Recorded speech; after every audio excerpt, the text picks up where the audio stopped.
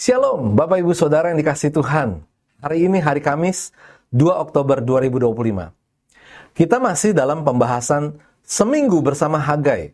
Hari ini adalah hari yang kedua dengan judul renungan Penulis Kitab Nabi Kecil. Firman Tuhan kami ambil dari 2 Petrus 1 ayat 20 sampai 21. Yang terutama harus kamu ketahui ialah bahwa nubuat-nubuat dalam kitab suci tidak boleh ditafsirkan menurut kehendak sendiri. Sebab tidak pernah nubuat dihasilkan oleh kehendak manusia, tetapi oleh dorongan Roh Kudus, orang-orang berbicara atas nama Allah. Kecil bukan berarti tidak penting. Demikianlah mengenai kitab nabi-nabi kecil. Sebutan kecil hanya mengacu pada panjangnya yang lebih pendek dibandingkan dengan 5 kitab nabi besar, tetapi tidak menyiratkan bahwa mereka memiliki kepentingan teologis yang lebih rendah.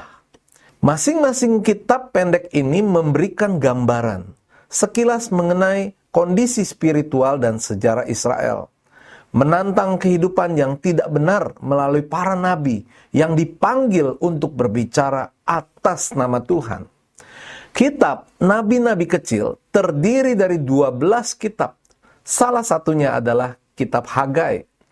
Kitab Hagai yang adalah salah satu kitab nabi-nabi kecil dalam Alkitab Ibrani atau dalam Perjanjian Lama Alkitab Kristen, ditulis oleh nabi yang sama namanya dengan kitab itu, yang diakui secara tradisional.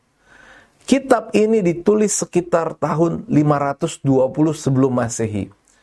Sekitar 18 tahun setelah dekrit Raja Kores tahun 538 sebelum Masehi yang mengizinkan kepulangan orang Yahudi ke Palestina. Pada tahun-tahun setelah kepulangan mereka, sang nabi melihat pemulihan bait suci sebagai keharusan yang diperlukan untuk membangun kembali identitas nasional dan etnis. Hagai juga melihat bahwa pemulihan bait suci sangat penting bagi praktik keagamaan tradisional orang Yahudi. Bisa dikatakan bahwa pembangunan bait suci kedua dilakukan karena desakan kuat Nabi Hagai. Nabi Hagai menulis dari Yerusalem.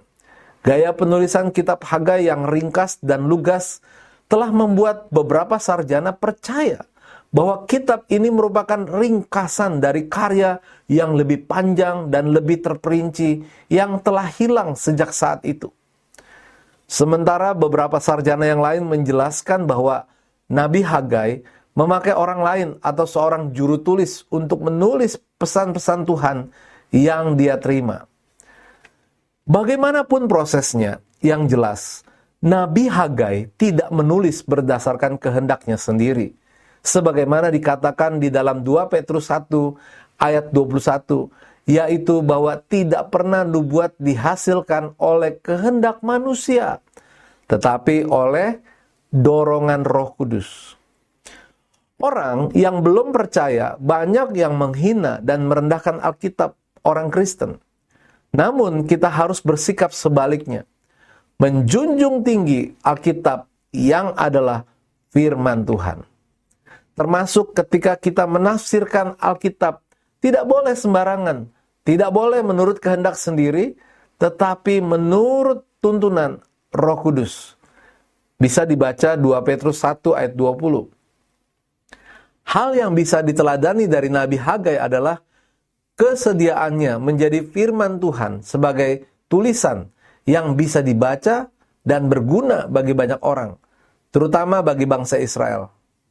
Bukankah kita sekarang juga mempunyai banyak kesempatan untuk menjadi penulis? Kita punya handphone dengan aplikasi-aplikasi yang memungkinkan kita menulis seperti Facebook, Instagram, WhatsApp, dan lain-lain. Mari kita menulis hal-hal yang didasari firman Tuhan, atau kita menulis ayat-ayat firman Tuhan. Gunakan kesempatan yang ada untuk menyampaikan kebenaran. Kata-kata bijak hari ini, tidak peduli sependek apa tulisan kita, yang penting berdasarkan firman Tuhan, sehingga bisa menjadi berkat bagi sesama. Bapak Ibu, mari kita akan berdoa untuk menutup renungan pada hari ini.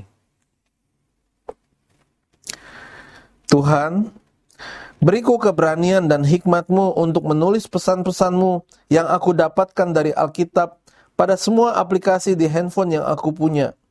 Dalam nama Tuhan Yesus kami berdoa dan mengucap syukur. Amin. Puji Tuhan, Bapak Ibu bisa menjadi berkat untuk saudara-saudara yang lain. Silahkan menyebarkan link Renungan Mana Surgawi ini kepada mereka. Tuhan Yesus memberkati.